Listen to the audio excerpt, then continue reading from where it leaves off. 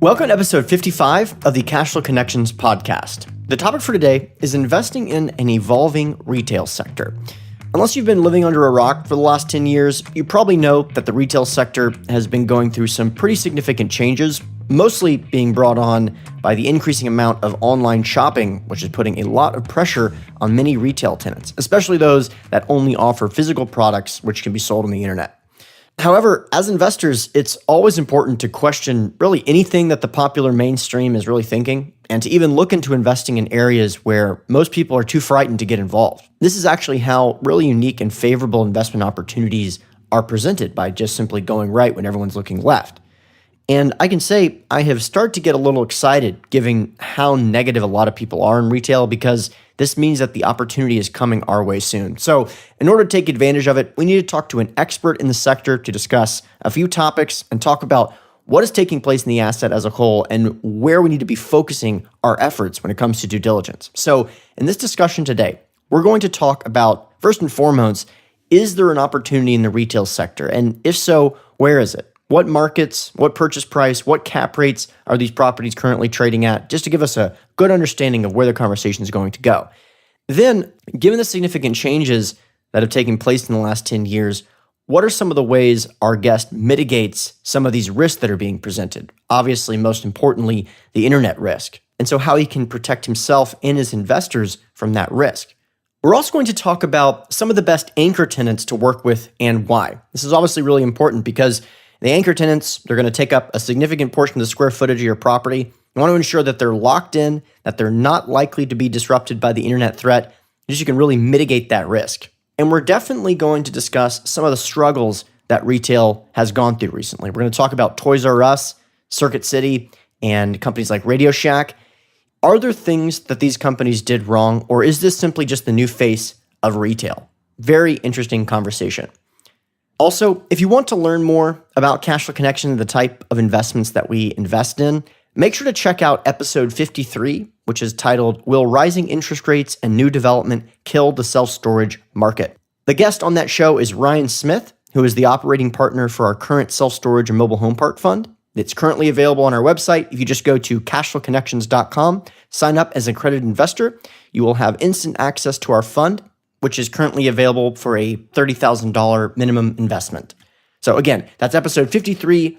Ryan Smith is a guest. One of my favorite episodes. I really like it. If you've listened to the program for a little bit, you know that I am very bullish on self-storage, and I think Ryan does a really good job of addressing some of the concerns that some investors are thinking about when it comes to the asset class specifically. So go to cashflowconnections.com, create an account, and check out our current fund. All right, hope you enjoy the episode. How's it going, everyone? Our guest for today is Michael Flight, who is a real estate entrepreneur and an expert in retail real estate investments. Over the last 32 years, he has invested in more than $500 million of real estate for himself and or on behalf of investors and clients.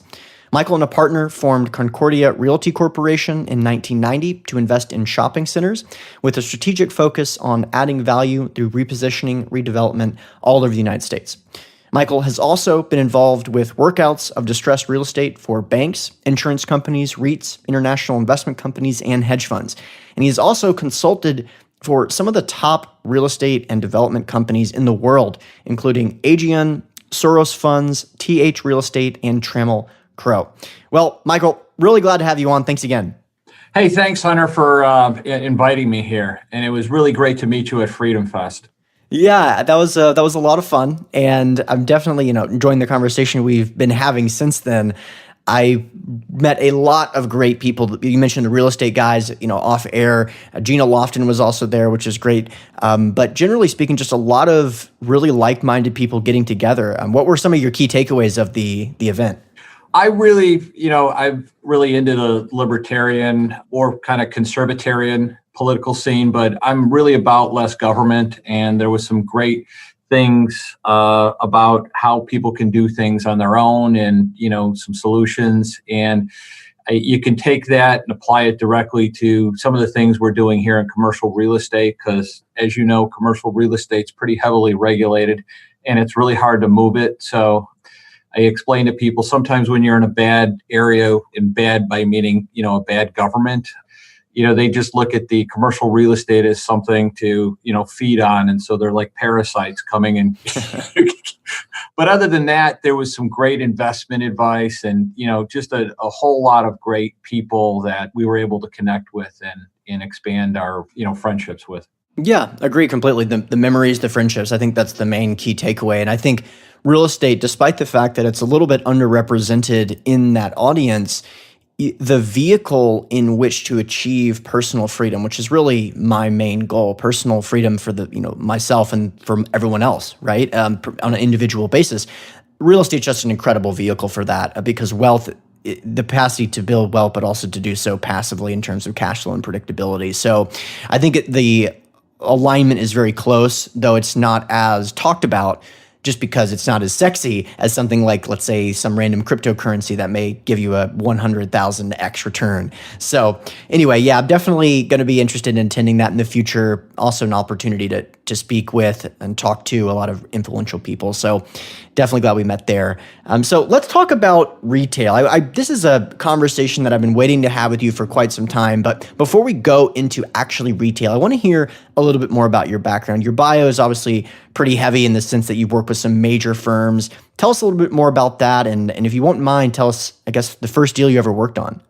The first deal I ever worked on, my parents had a 2-flat. And so when I was younger, my parents really didn't give us any type of allowance. So we had to go work at, the 2-flat to, mowing the lawn and fixing things and different things like that. And then while I was in college, my brother and I attended a Nothing Down seminar. I can't even remember who the guy was, but he was just trying to sell his book. And so we decided that while he had just graduated from college, I believe, and I was still in college. And so we show up at the real estate broker and say, hey, we're going to buy some real estate. We're going to do it Nothing Down. And the real estate broker said, that's probably not going to work. So, right. But we did buy a 3-flat in about 1986. So that was our first deal. We did everything wrong with that deal, including not screening tenants and whatever you could, renting to drug dealers and all kinds of stuff. But that's kind of what you get when you have only like $1,000 to put down and you buy in not the greatest neighborhood. Mm-hmm. So we did that. We came out okay. And I ended up working for an apartment rehabber my senior year in college. And he taught me a lot. His name was Colonel Becker. And, what he would do is go through and as the tenants turned over, he would renovate the building and so upgrade it that way. So I learned a ton from him. And when I graduated, he says, you know what, you should go and become a commercial real estate broker, learn a little bit about the business, build some capital, and then come back and start investing. So I went into commercial real estate brokerage and I saw that the easiest way to do multiple deals, because I'm like, well, I can go out and do an office deal and then I got to keep knocking on doors and get another one. Or I could get into retail real estate. So if I found a tenant, especially in a market like Chicago, I could expand them, 10, 15, 20 deals. So me looking for the path of least resistance, I'm like, I'm doing the retail stuff. So that's how I got into retail real estate. And through representing a national or a California tenant that was breaking into the Chicago market, I met a syndicator who was based out of Philadelphia, and they had about 250 shopping centers nationwide. And so I ended up getting a job from them after, doing the deal with them. And they said, we'd like you to come and do leasing for us in the Midwest. So I can't remember how many states I handled for them, but I not only ended up doing the leasing, but also some minor redevelopments on some of their properties. And it was in the 1980s. And so the changes in the tax laws in 1986 really hit syndicators hard because the majority of the syndications up to that point were like just complete tax evasion. I shouldn't say evasion, but tax management strategies. And so after the 1986 change in the tax laws, they had to actually make financial sense. And so a lot of those went back. You also had the change in the savings and loan laws. And so they allowed the savings and loans to start investing in commercial real estate. So anything with a pulse these guys were like doing. And so right around 1990 came the S&L crisis, and it started heading into a recession about that time too. So I was laid off from my job at the national syndicator, and I had a few job offers around the country, but I said, this is just the beginning of this for a little bit of time. So I'm just going to move down to like Atlanta or North Carolina or something and end up out of a job in a year there. So I might as well just start my company here. So I started a company with a partner in 1990, and through my relationships with some of the guys that worked at the syndicator, we were able to get out of the box a number of property management deals, and from that a number of workout deals. And some of those guys have ended up being our investment partners up until around 2015, 2016. So it was a really good experience, and that gave me the base to get exposed to a lot of different types of properties and a lot of different situations. Were you always focused on value add retail? And regardless of the answer to that question, give us an understanding of what your current strategy is, and then talk us about how that strategy has changed since those early days. I guess I look at almost all real estate as value add. So, there has to be some sort of pop in the component, because if you don't see, some sort of income growth or some sort of strategy to income growth, and we've never been involved with the 3 cap deals, 5 cap deals. We've always been involved with something that has a slight amount of hair on it. But, even the institutional properties that we're involved with had some sort of, value add component to it. So to make a long story short, some of the stuff we started out doing were like heavy lift value adds. So we took a mall in Milwaukee, Wisconsin. It was a 550,000 square foot mall. There was 2 other malls, in the same trade area. So we ended up doing a cinema in the back. We ended up emptying out the mall. We ended up putting the Walgreens out onto an out parcel. We moved a few other tenants out to an out parcel. And then we flipped them and we demolished it. And we flipped the pad to a Walmart developer. So that's the type of stuff. When I say heavy lift, that's like extensive stuff. Mm-hmm. And some of the other value add type of stuff is coming in with a lighter touch and saying, hey, this is a good location, but they haven't done any, work with improving the tenants, or this tenant is looking in the market. This would be an excellent location for them. Or the thing that we like to see a lot, but you don't see that much anymore, is a shopping center with gross leases. And, that's kind of like low fruit hanging on the vine. You can take those gross leases and turn them into triple net leases. Right. So that's one of your strategies, is to go from net or net to triple net then. That's correct. Yes. Okay. And as far as your current buying strategy, what are some of the key metrics you're looking at to make sure, that a tenant or that a particular property makes a lot of sense? We really like some higher cap rate deals, but our main metric for looking at a property is price per square foot. So we look for deals that are around $100 per square foot and lower. In tertiary markets, they can be as low as $40 to $50 per square foot. And so we're, buying by the pound, and sometimes not necessarily for the current income, because, we can say that, for example, we had a deal under contract in Scottsdale, and we looked at that. We could buy it for like $100 a foot. And we knew that we could knock down some of the outbuildings and build fast casual restaurants and that type of thing in there. And so we're getting the property for, $100 a foot. We're putting in like $100 to $125 a foot. And then you can flip that, a smaller deal if you carve it out from the rest of the shopping center, for like a $500 to a $700 per square foot. Interesting. Yeah. So like I say, we're interested in, if we see like insanely low cap rates, like a California type of property, or if anything says generational investment opportunity, it's not for us because we don't have like 3 generations to wait around. Mm-hmm. But, if it's a higher cap rate in a good location, or if it's a higher cap rate with some quality anchor tenants and we can look to upgrade the tenancy, then, we'll take a harder look at it. Okay, I'm definitely interested in some of those metrics. So you mentioned, some of the markets. What are some of the markets that you're looking at that you think are really compelling? We're looking at nationwide. So we'll go, where the deal is. I can tell you that we probably won't, we have looked at California. We probably won't do anything in California.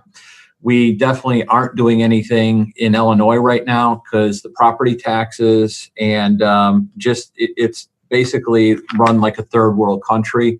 And there's some other, markets like New York is probably something that we're not really going to get involved with. We've done stuff in New York in the past and New Jersey. Those are really tough markets just because of, like I say, the governmental regulation and, the stuff that keeps coming up. The markets that we do really like right now, closest to us are Indiana, Michigan, Ohio, Wisconsin. We really like North and South Carolina, and we have partners in both those markets that, from an operational standpoint, can run the stuff for us on a day-to-day basis, and we can make the decisions and the leasing stuff over here. We really like Nevada and Phoenix, and we've been working with a potential partner in Texas who's based out of Austin, and we hope to expand the relationship with him because he'd be boots on the ground in Texas. So. And one additional thing, we really like Tennessee, but we don't have the bandwidth down there to really execute a strategy in Tennessee right now. Mm-hmm. We've also operated extensively on the East Coast and currently are underwriting a deal in Vermont. And the reason why we like Vermont is because it's run by socialists. So they don't allow any anchor tenants to build anything above 50,000 square feet. So if you've got an existing shopping center, it's a protected market. Interesting. Within those markets, what are some of the tenants that you like that really draw you in? We really like Kroger. We really like, you hit me on that one. We really like Shaw's or Albertsons grocery stores. We like TJ Maxx, Marshalls. We've done deals with Ross. They're just difficult tenants to have as a tenant and difficult deals to do, but I'm going to be nice to them. So, on the air, right. Say very nice things, but they are sometimes a difficult tenant, but they're excellent operators. They know their market. We like a lot of stuff with a dollar store in it in, a lower to middle income market. We like pharmacy anchor deals. So it's a broad spectrum. It really depends on, what the deal is and where it is within the market. So, for example, if we were looking at, a tenant mix, the deal that we're underwriting in Vermont right now, to me, has a perfect tenant mix because it has the grocery anchor, it has, a pharmacy with a drive-through. And the drive-through is important because if the pharmacy doesn't have a drive-through, they're more than likely moving out of your location. It has an auto parts store, and it has, a promotional clothing retailer and a dollar store. So it hits all the things, and it's a nice solid home run for a community center. And it's got some gross leases in there that we can, push the rates up on. What do the range of cap rates look like with a profile like this? As I said before, the range of cap rates are in the tertiary markets like the Vermont deal, they're much higher. And the reason why they're higher is because they're typically one store towns. So if you lose your anchor tenant, and your anchor tenant moves down the street, it's very difficult to replace them. So on those, we look for a higher rate of payback. And then there's some urban or suburban value add strategies that might have a higher cap rate, but might have some vacancies that we know tenants that we can put in there, or it has a situation where we can redevelop the center. And so we're not necessarily We did one deal where the cap rate was a 3%, and one of my main investors is like, well, it's a 3 cap, and I'm like, yeah, but that's not the income that we're like working on. We're working on this pro forma income. Once we're done with all this stuff, this is where we end up. And so, once we explained that to him, it worked a little better. Yeah, two things I wanted to touch on there because I actually like that strategy as well. So I think it's important to consider when you're making investments that it's really important to include different risk profiles in your portfolio as a whole. So if all you're doing is purchasing based on in-place cap rate, you may be limiting the amount of potential upside that you can add to a property. So the way to balance that out is to forego in-place income to add significant value. So in that example that he was just talking about, buying at a 3 cap, that doesn't make any sense. Well, if you can add significant value and therefore increase the NOI significantly, you could be taking that 3 cap to a 5 cap to a 6 cap to a 9 cap in that 6-year period, let's say, while the other property is remaining at a 6.5 cap or something like that. So if you're not considering utilizing some of those strategies, or if you're only looking at the trailing 3-month financials and saying, okay, that divided by this cap rate equals this purchase price, you're leaving some money on the table in terms of diversification as well as risk profile because of that lack of diversification. Something else I want to touch on is you mentioned just a variety of different tenants you like to work with. In my opinion, it's critical right now to focus on the tenant base in retail. It's all about looking at the rent roll, understanding who the anchor tenants are, but more importantly, understanding how the cash flow may change in the event of some kind of alteration of the market, in the event that the internet threat is a more significant role than maybe people think. I think the grocer play, though it is something a lot of people are already familiar with, it's very challenging to deliver groceries online. People are just now starting to do it, and no one's really sure how the margins are going to work out for a lot of these firms. So I still think the grocer play, particularly in tertiary markets, is very valid, which really is kind of a segue into the next question, which is that obviously, there's been a tremendous change in the business since you started. You mentioned 1990. Just over the last 5 or 10 years, there's been such a change. I mean, what noticeable changes have taken place in terms of strategy, in terms of your perceived risks? What are your thoughts on that? Well, I like history and I like biography, and retail has constantly evolved and will continue to evolve. For example, in the 1800s, you had the general store out in the prairie, and then Sears and Montgomery Wards, which were the category killers of their day, came with catalogs, and they sold everything by catalog. You could even order a house by catalog. And so they were, like I say, the killer app of the 1890s. Then they started expanding with stores of their own, and the department stores started expanding. And so all these guys sold everything, and they were everything to everybody. And then once the malls came in the 1950s, you had to fill up the space in between the department stores. And so you got the advent of specialty stores. And so at some point, the specialty stores took out most of the profitable sections of the department store, which is why you have your Sears failing. You have JCPenney is probably the next one to go. And, out in the Northeast, and we have around here is Carson's or Bon-Ton. So that's why you have a lot of those middle market department stores going, because there's really no reason why anybody needs to shop with them. And then in the 1980s, you got the advent of the specialty stores coming out and pulling out into own bigger category killer stores, which was the advent of the power center. So you had like your Office Depot, your Staples, you had your Best Buy, your Circuit City. You had all these guys that, were like really miles wide in terms of what they were carrying. And it was also much less expensive, and still is much less expensive, to be in what we call a strip center, which is your open center, versus being inside of an enclosed mall. Because enclosed malls, you've got really high CAM charges, you've got to heat and air condition it, and all the rest of it. And so then now we've seen that people are really scared of power centers, and you've seen the advent of online retailing. But I kind of look at online retailing as still kind of an extension, because you always had different channels with catalog merchants and all the rest of the stuff.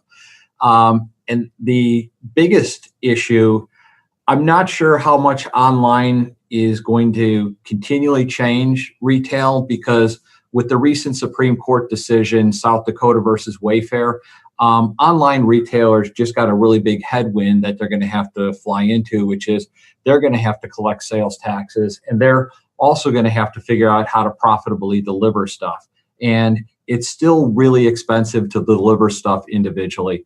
So I'm not sure that retail is going to completely evolve online. It might, but I am sure that for probably the next 10 to 15 years, you're going to have a definite mix. And so people are going to have to do online, and they're going to also have to do physical presence. And you see that with Amazon buying Whole Foods. They just spent $35.5 billion to get a physical presence. So that's one of the things that, I think you're going to see some of these online retailers getting more into physical stuff because they can figure out how to do the last mile. And also returns are really expensive online because there's a lot of people that just buy 4 items, they keep the one that they like and ship the rest back, or just bring them back to the store. Yeah, there's definitely some challenges there, but you just touched on something really important that I think is critical to emphasize for the purposes of this conversation, which is that I think that in the retail sector, people hear the stories about Circuit City, Toys R Us, companies that are really struggling, and they say, look, Amazon is destroying retail. But meanwhile, like you said, they just made a massive investment in brick and mortar all over the country. I think you said it's about $13 billion. Isn't that correct? 13.7. 13.7? Yeah. Right. And so that's important because they have the amount of due diligence that they have, the amount of access to data that they have that allowed them to justify that purchase should be very telling. Going back to some of the challenges that retail kind of struggled with or is still struggling with, did you and have you been an owner of properties that were rented out to some of those businesses that face challenges, let's say like a Radio Shack or a Circuit City? And if so, how did those get resolved as they kind of worked through their problems? Yeah, so we actually had Circuit Cities. The one Circuit City, we ended up and we've also done Kmart's where, Kmart leaves, and so we've had to carve up the Kmart. But with the Circuit City, it was in a better shopping center. And at the time, Circuit City, when we did the Circuit City deal, they were the stronger tenant and Best Buy was the weaker tenant. So we had the choice of doing either Circuit City or Best Buy, and we ended up doing Circuit City. And lo and behold, Best Buy is still around and Circuit City is gone. So we ended up, I don't know if you remember the Circuit City design, but they had the big red plug right in the front. Right. So we had to get rid of that. We split the space, and we had to relocate some tenants because we were also building a supermarket there. So it was fortunate timing for us on that one. And then we were also able to profit from the Circuit City bankruptcy because one of my partners had a relationship with the law firm that was the law firm for Circuit City. And so there was one ground lease deal that Circuit City had that was still in the bankruptcy court. So they were able to it put us into a situation where we were the stalking horse bidder for this ground lease. And it was a 50,000 square foot ground lease in the middle of an 800,000 square foot Simon power center. And so with that, we were able to pick up the Circuit City. We were able to release that to Dollar Tree and H.H. Gregg and then flip that. And that was a nice home run. And we did it, in the middle of, I think we picked it up in like 2008 or 2009 when, things weren't really that great. And by the time we started really executing our business plan, people decided that it wasn't the end of the world, and, tenants started expanding again. You touched on Best Buy for a second. Just want to get your perspective on that. What do you think have been the major differences between how Best Buy handled the exact same risks that Circuit City handled and obviously very different outcomes? I really am not an expert on that because at the time Circuit City was better with service than Best Buy. I just think Best Buy was better run and they could better execute on things. They also were much better executing their online strategy. And then with their Geek Squad and some of their other stuff, they've now gone to a real service thing. And so when people are buying, they used to do what's called showrooming, where they'd show up and then they'd actually just buy the thing right, on Amazon, while they were in the Circuit City. And Circuit City has, said, well, some of these things are a little more complicated. So you might be able to buy this TV, but if you want it on the wall, we could do this for you today. I'm sorry, with Best Buy. Right. And so that's what I see as, some of the differences. But we have never had a Best Buy in any of our shopping centers. I still like them as a tenant, but I don't really know as much about why they're still. I think it's more, what I've read is the founder of Best Buy being a hands-on guy versus the Circuit City guys. They kind of went into, if you also remember, Circuit City went into and started this used car dealer called CarMax. And so they were going in a few different directions and not really concentrating on, their main bread and butter versus having an owner operator with Best Buy. I had forgotten that they are the owners or part owners of CarMax, which is actually how I sold my car, as my girlfriend sold her car the same way. So that's interesting. This is something that, obviously, this conversation is something that a lot of people that are interested in retail or real estate in general, this is something that's been talked about, right? Over and over again. I'm sure this is a big part of the conversation that you've had. Do you get the impression that the market is overcompensating for the fears surrounding these potential risks, in the sense that, are you seeing cap rate expansion by any chance? Are you seeing the opportunity? Is it taking place right now, or do you think it's going to take place in the near future, where the moment you say retail, it's similar to the way that the moment when I say that I invest in mobile home parks, people say, oh God, I'm scared. And I say, well, yeah, that's why the opportunity is there. So, are you starting to get that sense, or is it not quite to that point yet? We really like, what's been happening. The market for retail got really frothy, towards the end of, through 2016 and then 2017, and then kind of dropped off 2017. And there's a wider bid to ask. So deals are getting done, but they're on the market a lot longer. If it's a good deal, they're still getting done. But we have seen a cap rate widening nationally. It doesn't show up in the CBRE things. Right. There is a small amount, but when you're actually going in and doing the deal and saying, this is what I'm looking at, and this is where I expect it to trade, we've had a lot of people say, well, just make the offer.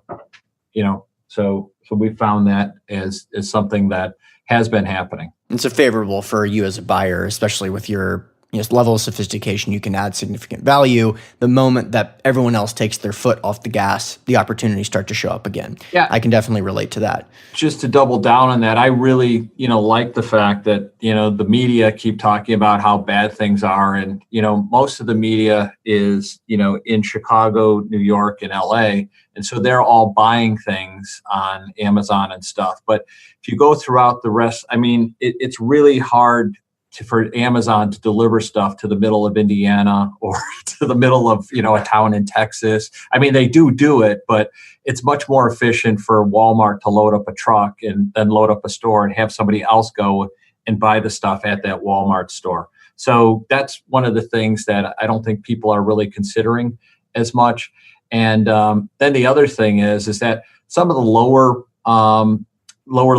price tenants, like the dollar stores or the Ross that I was talking about, or some of those guys, a lot of the people that are buying in those stores are buying all cash or on debit cards, and they don't have credit cards. And so that kind of takes away their ability to buy something online. Interesting. You mentioned, I'm actually a very big proponent of the dollar stores as a anchor tenant or a significant portion of the overall square footage.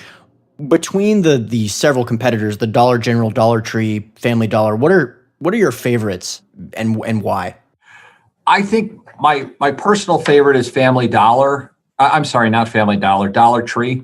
And the reason why, we like Dollar Tree is because they appeal to a wider spectrum of shoppers. So you can put a Dollar Tree in, a middle income, upper middle income area, and you can also put them in a lower income area, versus Dollar General, which is probably the best run of all the dollar stores, but they're more in rural areas and they're lower rent payers. And then as a personal anecdote, I've taken my kids we've traveled to about 44, 45 states in the country. And every time we go through an area where there's a Family Dollar store, one of them will say, because they've been trained by me, "Oh, we must be in a bad neighborhood. There's a Family Dollar." So Family Dollar is a lower income shopper. So, and with that, their price points are lower and they don't pay as much rent as the other ones. So Dollar Tree probably pays the higher rent, and you'll see them more in urban areas. And then Dollar General, you'll see Family Dollars in urban areas, but they'll be in, pretty low income urban areas, and they don't pay a bunch of rent. And then Dollar General has been coming into urban areas, and they're in more urban areas in southern states. But they haven't been able to break into urban areas as much in the northern states that I can see. But they will be there eventually, because I think the dollar stores total have more stores than like Walmart, Kroger, and all the other stores combined if you add up the $3 stores. That's fascinating. And the reason I really like those is just the inelasticity of demand for that, in the sense of the recession-resistant component. That shouldn't be a surprise to anyone that listens to this podcast frequently. But I really like what you're saying about the Dollar Tree regarding bringing in a different or a more various type of buyer, in the sense of the customers itself. That's definitely an interesting data point, something I hadn't considered before. When you look at the leases of these properties, what are the typical terms? What are the prices? What are the length of the loans, or length of the terms of the leases? What are some details of the leases that you can give us? Well, let's say, because there's different lease periods for different types of stores. So we'll start with an anchor store, and your anchor store is going to be your grocery store, your pharmacy, your Walmart, your guy that's the main traffic generator and is bringing the people to the shopping center. That's why they call him the anchor. So a typical lease period for an anchor store, usually the minimum is 10 years. And what we see is probably like a 20-year, maybe a 25-year, and then a string of 5-year options. We've seen, and we've actually had shopping centers where an anchor's been in there for, close to, as a matter of fact, we had a Walgreens lease, and the Walgreens lease was done before zip codes were in effect. Wow. Yeah. And the thing was on parchment paper, so it was done in 1956, and it was just a high volume Walgreens. An average Walgreens does around $6 to $7 million in volume, and this Walgreens is doing $18 million in volume. So we moved them out to an out parcel, and it was a great deal. But anyway, going back to, you need a longer initial period to amortize costs for billing that tenant. So that's why, and the anchor tenants want to be there for a long time, and they want to lock in a lower rate. So that's how they do that. Then you've got your national chain stores, and by national chain stores, like your Party City, your Shoe Guy, like a Shoe Carnival, like Mattress Firm, which you see on every block, and those are national chain stores.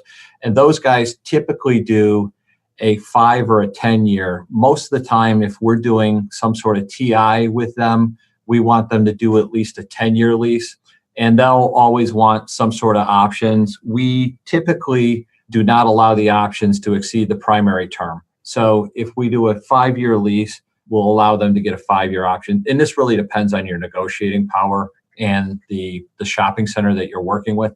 If it's a shopping center that you absolutely need the tenant, then you give the tenant whatever they want. Yep. It's a supply-demand situation. Right. But we try to get the options to match the primary term. And then a lot of times, some of these tenants will say, I'll do the 10-year term, but I want a volume-based kick out if in year 5, in case my sales aren't doing what I think they're doing. So I'm not sitting there with a loser.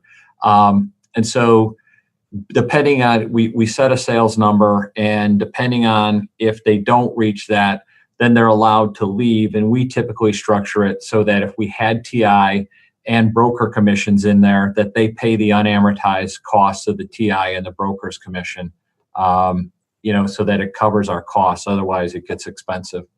And then with a local tenant, we typically do 3 to 5 years. In some cases, if we're trying to incubate some tenants, we'll allow them to do a 1 or 2 year lease. But the amount of time and effort that it goes into doing leases, it's just not cost effective. And we typically try not to give local tenants options at all costs, because most of the time, you don't you shouldn't be doing an option just from an operational standpoint with a local tenant, unless they're somebody that's been an operator, they're really special and they're really unique. And if they're going to add value to your shopping center, of course we'll work with them. But if it's a guy that's just opening up his first hot dog stand or something, I mean, I see this all the time, and that's something that actually devalues a shopping center, is when you see all these local tenants, like a smoke shop or, the head shop or, the whatever, having, a 3-year lease with 5 3-year options. Yeah, that's a good point. There's definitely... It ties up your property. Exactly. It makes it less liquid because there's less buyers that are interested in taking on that risk. You touched on tenant improvements, or TIs, as you called them, and I just wanted to touch on this because it may be relatively new for some investors that have not focused on retail or office.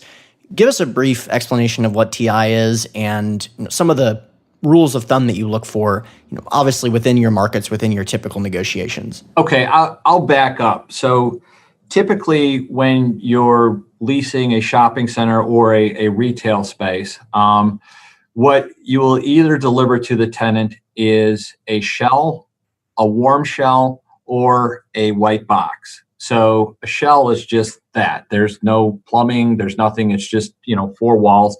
And then the tenant comes in and builds that out. A warm shell will have, the HVAC on the roof.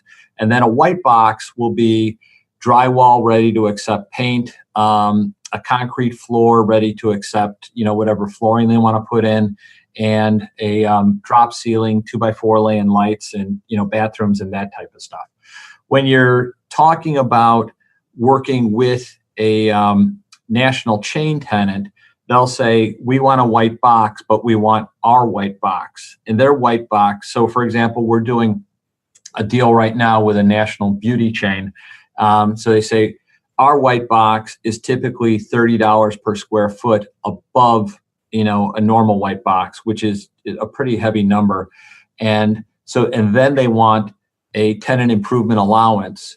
So we would consider the $30 per square foot tenant improvements, and then we would consider the tenant allowance that they want, which in this case is $70 per square foot, a tenant allowance. Pretty significant. Yes. But they're a good tenant and we want them in the center. So the other thing that we factor in as to whether we're going to give somebody a tenant allowance or how much tenant improvement we're going to put into it is, are we selling the center right away that we'd want to build a higher rent rate into that tenant allowance? And so we then get a higher refinance or a higher sales price. Or if we don't really trust that the tenant is going to be in, or if it's a long-term hold, we try to get some of the tenant allowance in the form of free rent, because it reduces our risk of having a bunch of capital into a tenant that may or may not be there at the end of 10 years. Okay, and just to close out that conversation, because obviously this is kind of nerdy, but this is really the stuff that people aren't really getting the opportunity to learn otherwise. In terms of the percentage of tenant improvements that are a portion of rent, what is a range that you typically see? So in that example, you said the $30 per square foot on a tenant improvement, $70 per square foot on a tenant allowance. What does that rent range look like for numbers that would line up with that? Well, to back up, so for example, if we were leasing the space at $10 per square foot and somebody came in and said, I want this $30 per square foot allowance, we would then, back into that number and say, well, our new rent is going to be, and I went to a public school, so I'm not good at math in my head, but our new rent would be X because, we factor in the cost of our capital and all the rest of it. And in many restaurant deals, that's the way it is because they'll have a higher tenant allowance. And so that you're going to pay up front, but that they're going to pay a higher rent. So if you're looking at a shopping center and you see two inline tenants and one is just your standard for like a typical merchant, and then your other guy is a restaurant tenant, the restaurant tenant's probably paying a higher rent because they got, a higher TI allowance. Okay, that makes sense. So you take the cost up front and then you amortize it by just increasing the rental rate proportionately or disproportionately to your advantage. I think that makes a lot of sense. And we try to do that. And again, it's a factor of market conditions. If, you absolutely need the tenant, you're going to take the hit, on the other end, you're going to still lease it to them at $10 a foot. And, you're really going to get an effective rate of $7 to $6 a foot. I have a question that I've been thinking about a lot. I'm not sure if this is something that you've been considering. It's something that's been in the media, though it's not. It's in certain circles, people think it's a much bigger deal than it may be, which is this potential increase in popularity of driverless cars and how this may impact the retail business. I think a lot of businesses are trying to position themselves to take advantage of this, but no one really knows when that's going to happen or how significant it's going to be and what the outcome will be. Have you thought about that component as it relates to retail specifically? I really am not the guy to talk to on that. I've read the articles. There's a few malls in Phoenix doing it where they have driverless car, pickup areas. Well-run malls all now have like an Uber area where you can get picked up, for Uber. So that's probably something that's going to happen in high density areas. Probably in urban areas. I really don't know enough about the driverless car situation that I could be intelligent about that. I mean, we have been looking at it, but a lot of our centers are, like I say, bread and butter centers. They're not, the type of thing. There's very few Teslas, hanging out in our shopping centers. Right. I guess is what I'm trying to say. No, very fair. Very fair, especially because I can't speak intelligently on it. I wish I could. No, makes sense. And I don't know that anyone really can. I just know that that's a technology that is going to take place. And I think to your point, you are in a position where if you're looking at let's say 7 to 10 year time horizon, which is extended based on this conversation, it sounds like you could be in and out faster than that in some circumstances. You will have time to account for that before entering into some extremely unfortunate investment, because you'll be able to see the more major prime markets using those driverless cars beforehand. And I think that's actually something that it's not only this particular situation where that's the case. You can see a lot of that taking place in self-storage, for example, where there is this new on-demand self-storage where people can order cars will come pick up their self-storage, basically take it to a nearby warehouse. We're not seeing that in tertiary markets. So it gives us time to watch how that develops before adjusting our big picture thesis. So I completely relate to that. And just as one follow-up, I think it's going to be beneficial because, parking ratios are a key component of, any shopping center. And so if you don't have to have all those cars out there, you can have a driverless car dropping off, somebody that's working at the shopping center and they don't have to have the car there all day long. I think it's just going to help the parking ratios. Yep. And, if somebody is doing an internet strategy and there's a delivery component, that's also going to help the parking ratios and the sales of the tenant. Exactly. That you can get more value out of that same square footage. So I know we got to wrap up in just a second, but I did want to ask you, before you go, just based on your experience, been in the business for quite some time, seen a lot of changes in the marketplace. What are your current thoughts on the current state of the overall economy, the state of the real estate market? Where do you see the major opportunity coming from in the next 5 to 10 years? And how do you best position yourself to take advantage of it? I see right now a lot of markets are really overvalued in the real estate market. I don't know how long this is going to last. I've been through 3 downturns in the past and a few smaller ones, and it goes up and it goes down. The one thing about retail is I think we've seen some, pretty good lending discipline. So I think the lenders, have not thrown a ton of stuff out. I think the thing that is pushing up values in a lot of places is a lot of equity chasing things.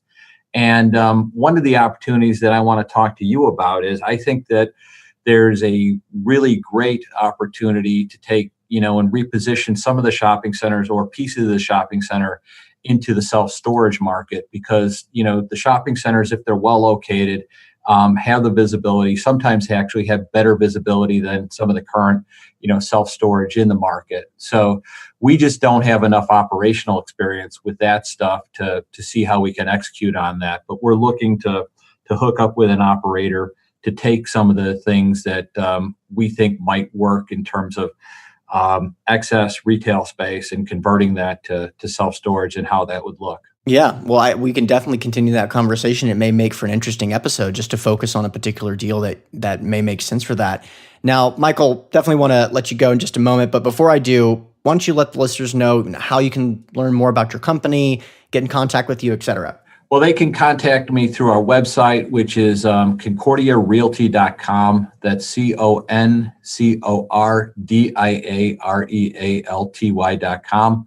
Or they can contact me directly at mflight.com. That's MFLIGHT, just mflight@concordiarealty.com. My last name is just like the airplane flight. And Hunter, I'd like to thank you very much for giving me the opportunity to talk with you on the podcast. And I cannot tell you how much I value your podcast, because you bring in some high-level people to talk about, really detailed stuff. And I've learned something from every podcast I listen to. So thank you very much for putting that out there for me. Thanks again, Michael. I really appreciate that. And it means a lot, especially coming from you and your background. So again, I really appreciate you coming on. It's been a while, and thanks again. Thank you very much, Hunter. All right, listeners, thanks for checking out the episode. As always, the contact information for our guest will be available in the show notes page, which is hosted on SoundCloud, iTunes, and Stitcher. Don't forget, if you want access to some of the free goodies that I'm talking about at the beginning of these episodes, like free ebooks, weekly investor emails, and articles about some of the most important investment-related topics, make sure that you have created an account with CFC, because this stuff is automatically available. You can do this by going to cashflowconnections.com and signing up as an accredited investor. Of course, if you have any questions, feel free to email me at hunterthompson@cashflowconnections.com. Thanks again.